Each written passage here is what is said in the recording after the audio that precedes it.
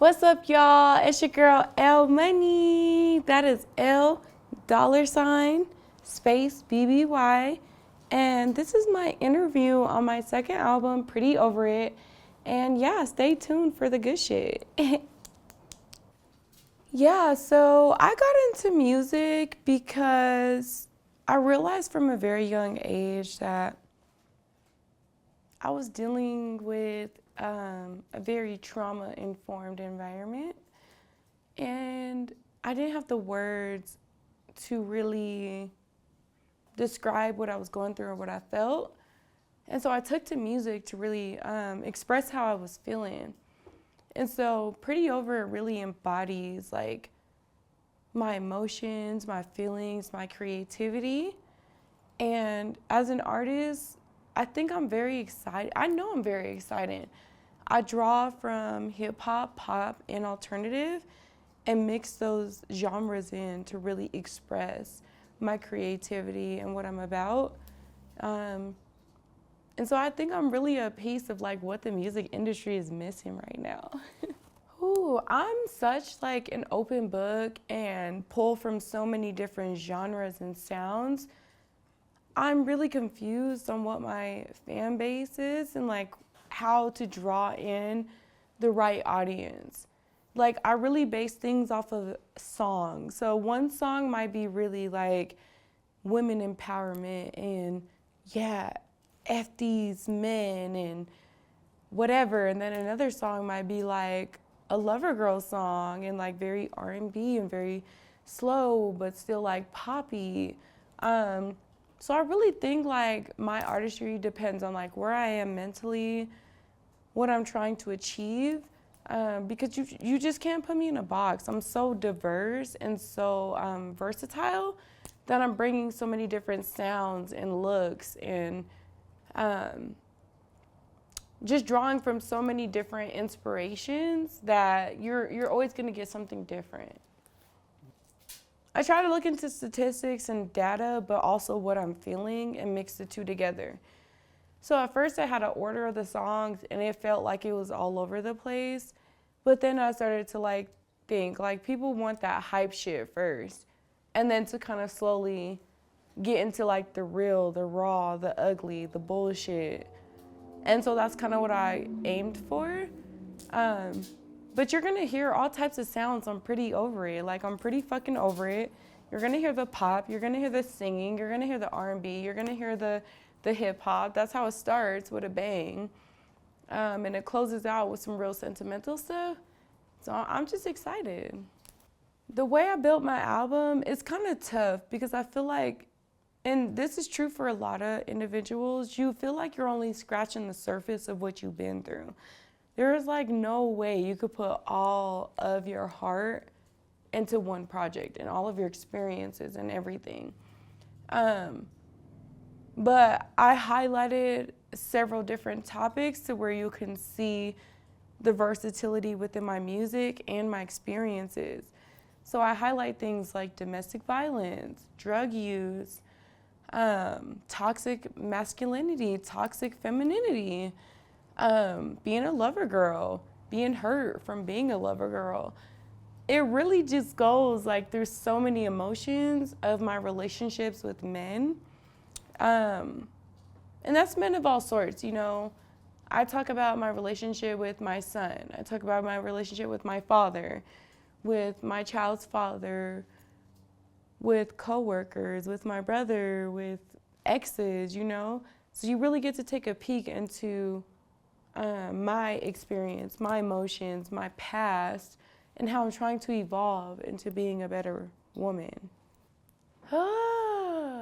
My memory is in hell, if I'm being honest.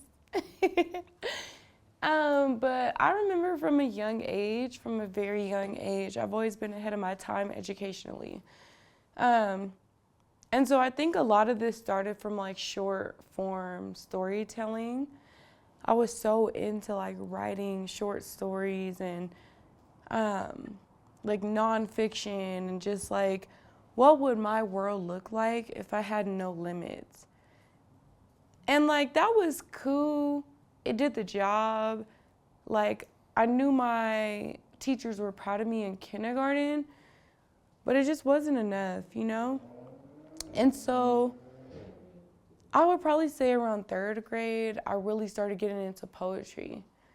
And in middle school, you start learning more, like what are haiku poems and how do you rhyme and how do you do all this and that. And I know I'm a little like all over the place, but like when I went into foster care at 11, that was a very transformative period for me. I needed an escape. I didn't have my mom. I didn't have my dad. I didn't have a way to contact my siblings. I was the lone wolf. And I needed that social connection, but I didn't have it with the people that I needed. And so being able to like write was what kept me sane. And I think that was a very pivotal moment for me because, yeah, I did shit in like K through 5th grade, Like the storytelling is really what like set me up for the poetry. But like going into foster care and having to face like being independent at such a young age as a preteen and being able to make really large decisions and having to hold my composure in moments where I should have had like a role model or an adult, a significant adult telling me like and guiding me on where to go and what to do and how to speak and all this stuff. It was me. And so I needed an outlet. Like, damn, this is tough. I don't know what I'm doing. And so poetry became really like a big part of my life in middle school. I would say that. I think everyone asked me, like, how did you go from, like, storytelling to poetry to, like, full-blown artistry? Because I think, like, I really came out trying to hit hard. And I think I dropped, like, my first single when I was, like, 23.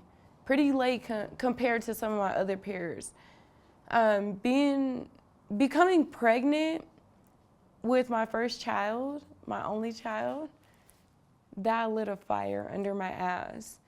I never, ever want to be the parent or the mother that looks my child in the face and says, I didn't do X, Y, and Z because I had you.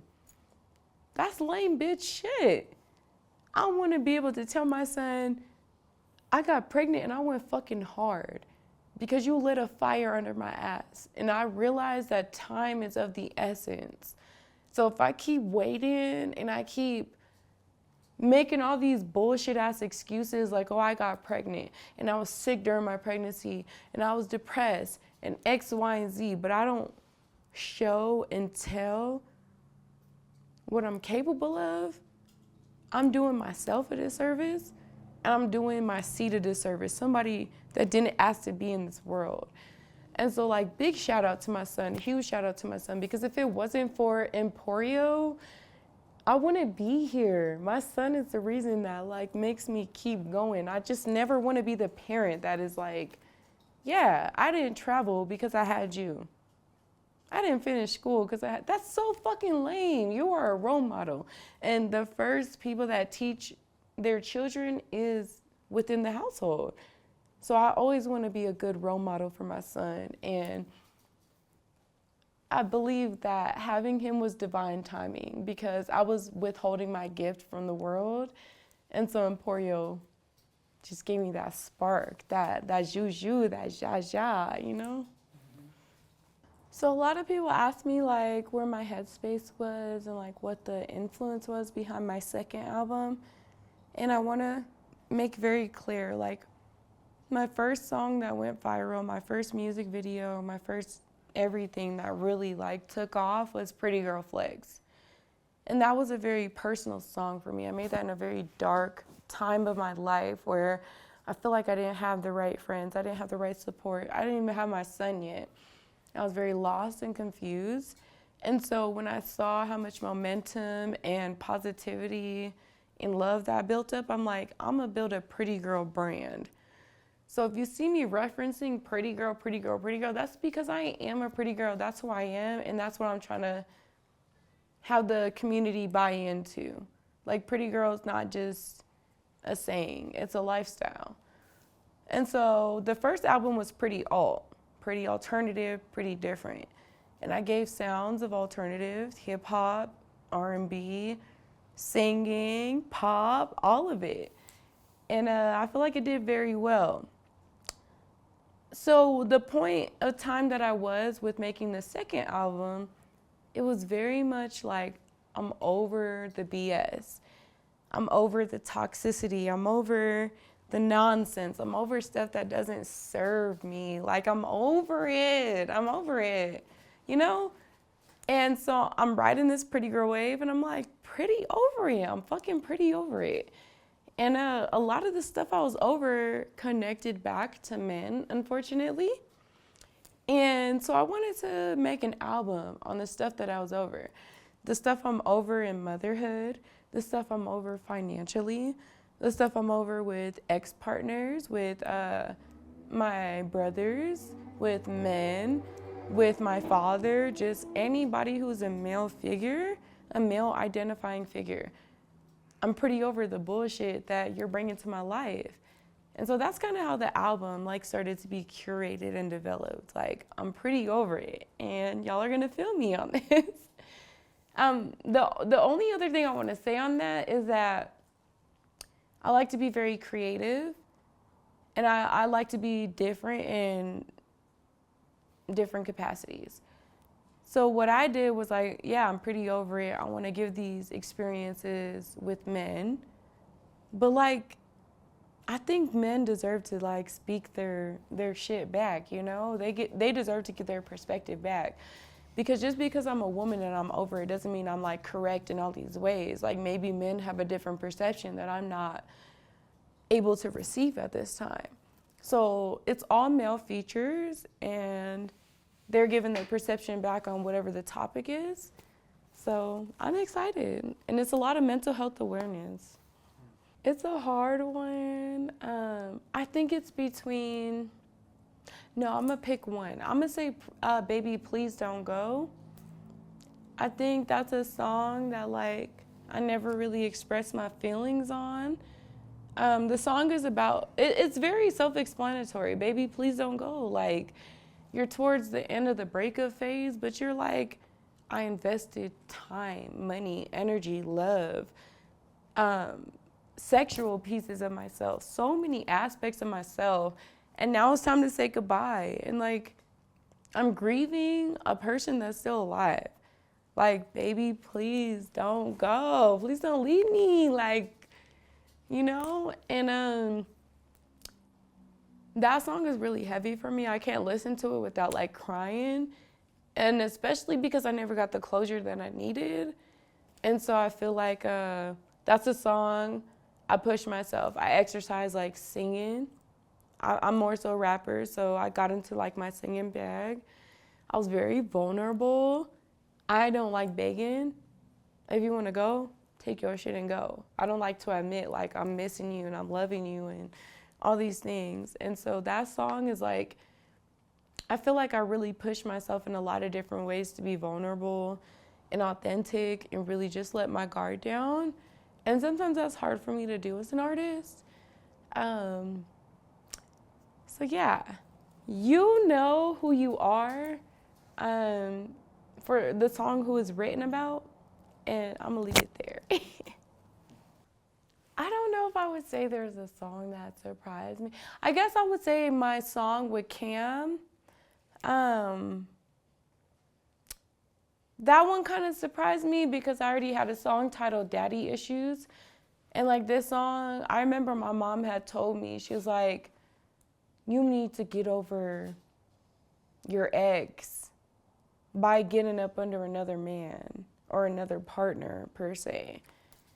And that song surprised me because I was like, the beat is fire, but I don't know if people are gonna feel me and really connect to like the message I'm trying to give. And so Rebound is like, it surprised me because like at first I was like, it's kind of one of them throwaway tracks, it's whatever. But the more I listen to it and the more I dive into the words and the chorus and the feature and all of it, I'm like, this is actually a no skip. This is some hot shit, you know? This is what people want, especially people that are very intentional with the music they listen to. So yeah, I'm really excited for Rebound, and You should be excited too.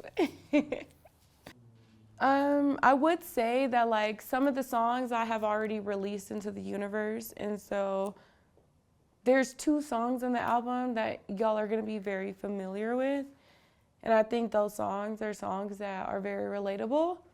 But "Toxic" with Ray Reid, I think that's definitely gonna be a song that the audience relates with. Something about Colorado and just a lot of people in the 21st century are called to very toxic stuff. And so, the song is called Toxic. It's about like being toxic, like you're toxic, so I can match your toxic and show you what toxic really means. And I think that's gonna resonate with a lot of people because, I truly believe people start off good. They start off on a good slate. They start off positive and loving and kind and et cetera, all the positive connotations, right? But then we have this hurt and this pain that fuels us to be the villain, the demon, whatever. And sometimes that feels good to like shit on people and dish out that medicine that we've been taking for so long. And so I feel like Toxic is gonna be that song because it's very upbeat and it's very much like, you gave me shit, so I'm gonna make you eat 2 times the shit. And there's something about that people love. I think 2 very prominent songs for me for sure are Medicine and Daddy Issues. Medicine touches on various different aspects. If you're very like, again, if you're tuned into the music and you're very intentional about what you're listening to, you're gonna catch that like I have bars about domestic violence and about mistreatment and abuse, verbal, emotionally, whatever. And that sometimes you reach your breaking point. And like one of my favorite sayings is that like you poke the bear enough and the bear's gonna wake up. And guess what? You can't tell the bear how to react. So the bear's either gonna like dish you the same medicine, dish you a worse dose of the medicine, or stay asleep. You don't know what you're gonna get. So you gotta be careful playing with fire. So Medicine is a very like personable song for me because it really encaptures a lot of the like traumatic, violent experiences I went through, but in a very subtle way. And then Daddy Issues, I think society really harps on like, oh, men have mommy issues and your mom was a single mom and she had a hard time and she didn't do good enough or whatever. But it's like, what about those daddy issues for men and women? I have daddy issues. I was always a daddy's girl, but there was a point in time where my dad wasn't able to deliver the way he was delivering, and that was very harmful. That was very impactful on my life. And it took me being an adult and having a son to realize what impact that had on me and how that was influencing my community and the spaces I showed up in. And so big shout out to Curtis Nunn, big fucking shout out. Love you so much. He is on the feature to Daddy Issues. And I think one of the things he said is like, never have my dad, maybe that's why I be tripping. I was taught to be a man by a family full of women. Like, it doesn't get more raw, real, authentic, vulnerable than that. That bar right there always makes me tear up because it's like, it's so true. I relate to it and I'm not even a man. And so many households with people of color have experienced missing one parent or both. And so again, like, I'm just trying to shed light on things that people aren't talking about. I think there's a lot of things that people aren't talking about. It's very hard to be vulnerable in today's society because people want to hear that popping coochie and turned up and outside and messing with the people you shouldn't be messing with and all the toxic stuff. And so it can be hard to be very vulnerable and talk about like the abuse, the violence, the toxicity. And I tried to incorporate that in this album while respecting what the general population wants. And so I think you really just gotta tune in and listen to catch those highlights of like the disparaging events, the very hard experiences, the poverty lifestyle that we grow up in, because growing up in poverty has a lot to do with like our mindsets, our actions, our behaviors. And yeah, I try to highlight that a lot in this album. The process of the album is messy, honey. And what I would tell people is any good album isn't going to take no 1 month. It's not going to take no 2 months. It's going to take time to curate it. It's going to take time to go through the emotions of life. So what I can say, the oldest song on the album is almost 3 years old. I was making that song right after I had my child, and my child is going on 3 years old. The oldest song on the album is Daddy Issues. And it's crazy because Num had asked me, like, let me buy it up off you. And I was like, no, I know what I'm doing with this. I have a vision and it's coming to life. Just give me patience. So yeah, like I've been working on this album for almost 3 years. And it was a process. I've been through a lot. 3 years, there's a lot of experiences. I fell out with one engineer, which was crazy. That was the man that was making my beats, recording me, mixing, mastering. I lost my asset and it felt like my world was over. But in a sense, that was beautiful for me because I was able to branch out and meet new people and push myself and become comfortable with the uncomfortable, become beautiful with the ugly, you know? So being able to have major setbacks was actually one of the biggest come-ups for me. Yeah, this album, I was being sent random beats and I'm like, does it fit? Does it not fit? I remember doing a verse for someone else's album and I said, I'm buying this song. How much? Digging up in my savings and like, I'm taking this song, it's mine now. I did whatever I had to do to make this album feel complete. And so, yeah, this album means a lot to me. It's very important. And I really put my life on the line with this album. I put a lot of money, a lot of energy, a lot of thought, a lot of emotion. And I think that's gonna exude when people hear it. I get excited about people talking shit about me. And maybe that sounds crazy, but you should try it. It is a therapeutic method. When people talk down on you, when people doubt you, when people don't believe in you, you should use that as fuel to put a battery in your back. And so what I've been hearing from like only men is that I need to bring my pen game up and I need to like talk about more stuff and be more metaphorically and blase. And so I'm really excited to show the most vulnerable parts of myself and how I mix that in with creativity, with mental health, because I am a social worker, and how I use all these different influence and creativity and hard times to create such a beautiful piece of artwork. And I don't expect everybody to be on board. I don't expect everybody to love me, to love my music, to get the message. But I think I have a lot to prove. I think I want to win. I know I want to win. So I'm most excited about showing people different aspects of my artistry, different parts of my life, what I've been through, how I can be vulnerable, how I can switch through genres and whatever. And I'm also excited for my son to look back on this. Like, I do so much for my son because I'm just like, I didn't necessarily have the role models to show me the way and give me the guidance and all this stuff. And so to be able to do that for my son, I want to try to do it as much of the right way as possible to where it inspires him to be a gentleman and a decent human being, you know? My son is a huge influence on the album because I think all I've ever been in is toxic relationships with men.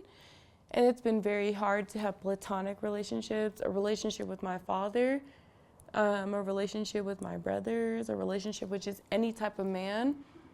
So to have such negative experiences and then now I give birth to a man And I'm not a man, so I don't relate to that experience. And I have to dig deep into how do I not feed into toxic masculinity while uplifting the Black male experience and protecting that and highlighting that and guiding that. It's not an easy task. I wanna shout out all the Black single mothers, the women of color that are really doing everything they can for their Black sons, because it's one of the biggest fears we have, you know? I remember growing up with my brother, and he's my Irish twin. We're 11 months apart. And there's times he's telling me, like, I got stopped by a police officer just because of the color of my skin, just because of the pattern of my hair. I didn't do nothing. I went to school today, and I'm getting pulled over, being asked these questions and interrogated and thrown on the hood of a car when all I'm trying to do is make it home to y'all. You know, those things live with me. And so I do my damnedest to be a great role model for my son and to build up a strong, young Black man. A person who can contribute well to society, but also take care of themselves and balance all the hardships and the expectations. And some days I don't know what the hell I'm doing, but because I'm doing all that hard work, it inspires me in levels, in ways that I never thought that I would be inspired. And it makes me create from such a vulnerable space. So I'm very thankful for my son. Very grateful. He has done so much for me. I want to ask everyone to listen to the songs in the order that they're in. They have a very like climax, and then like kind of dip low, low, low, and then kind of come back up to the middle. So it's very important that you listen to the songs in the order.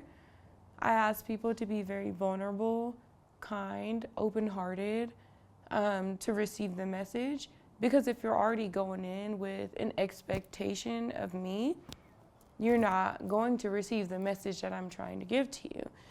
And so it's very important that you just have no expectations of me and you just really like listen in tune. I ask everybody to be mindful of the features.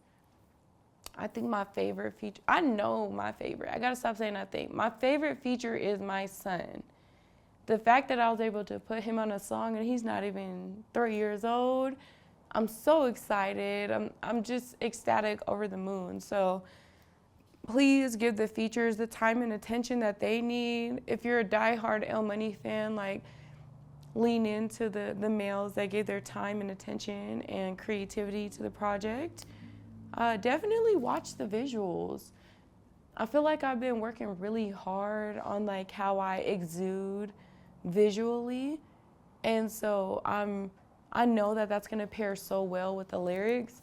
So if you have the time and capacity, watch the visuals with the songs. And I'm always open to feedback, you know. I'm a bad bitch. Bad bitches and pretty girls love criticism, constructive criticism. So I'm always open to hearing what people have to say and how I can evolve as an artist. And I'm always gonna be authentically me, but if there's something I could do to meet the population halfway, I'm in for it. So yeah, I think that's me in a nutshell. I feel like the most challenging part of the album was really just putting it together. And aside from that, just getting everybody to like believe in the vision and the mission. I think when you're including other people in your creativity and your vulnerable space, sometimes people don't believe in it, and they might give you a half-ass verse. They might not show up. They might not do what needs to be done, whatever. And so being able to start from 2 years ago where I was a little bit not as evolved as an artist and wasn't as confident, and then involving so many people in this project when I'm very independent, it was hard. It's like, what am I doing? Is this the right content? Is this the right idea? Is this song corny? I have a lot of imposter syndrome. And so that was really hard. And yeah, just like really trying to believe in myself and keep that momentum. That could be hard because sometimes you're like, what am I even doing this for? And then other days you're like, no, I'm doing this and I'm doing it for a reason and everybody's gonna love it. So keeping that like good faith is like, it can be hard sometimes when you're going through different seasons. Would I do anything different? The only thing I beat myself up about in my artistry is that I didn't start earlier. But I try not to harp on that too much because it's like everything happens for a reason. Everything is divine timing. You know, I started when I needed to. I released when I needed to. I evolved. I developed when I needed to. And to be stuck in the past is depression. And that's what I'm trying to move away from. So while I do be like, yeah, I wish I would have started with my peers when they were 16, 17, 18. I wish I had the resources. I wish I knew X, Y, and Z. I wish. Fuck that. I am here and I'm in the now. And I try to make the best of my experience and try to harp on all the good stuff. Because what if I started earlier and I fucked up my fan base from square one? That would suck, you know? So it's like, I try to be appreciative of where I'm at and just, yeah, I don't think I would have done anything differently. I think I've taken a lot of time to curate this album, the order of the songs, be very mindful of the features, the order of the features. I put so much time and attention into visuals, songs, lyricism, features, all of it. Then I'm very content and I'm very excited. I can't wait for the album to drop. My next steps after Pretty Over It is to just keep going up in the music industry. One thing I want to make very clear, I've always wanted to be an artist out of the authenticity of my heart. And so it really bugs me when I hear people saying like, why am I not further along and I'm not the next celebrity and I'm not getting invited to BET and XYZ. Like, the biggest thing I want for myself is to build my fan base because with that comes all the rewards, you know? And so the next steps for me is like getting on the radio, getting more streams, building my fan base, traveling, getting my music heard by different states. Eventually, I think my biggest goal for sure, like the thing that would make me the happiest as an artist is becoming an international artist, especially coming from an immigrant background with a mom who's from Trinidad and Tobago, and then my dad is Dominican, you know? I want to be able to reach my home country while also reaching Asia, Africa, Australia, all these different places around the world. And I believe in myself. I know it'll happen. I just got to keep working hard, keep doing what I'm doing, and keep going harder each year. So that's the next steps. Work on the next album, keep the pretty girl theme up, keep the pretty girl energy, and just give it all I got. I'm excited for this album. I'm fucking excited. I'm pretty over it. I'm getting over it. And yeah, we about to move into the next project soon. I can't wait to keep sharing with y'all. Shout out to the Friendly Collective. This is a Friendly Collective L Money collab, and I just love everybody that loves me and is pouring into me. And thank y'all for watching.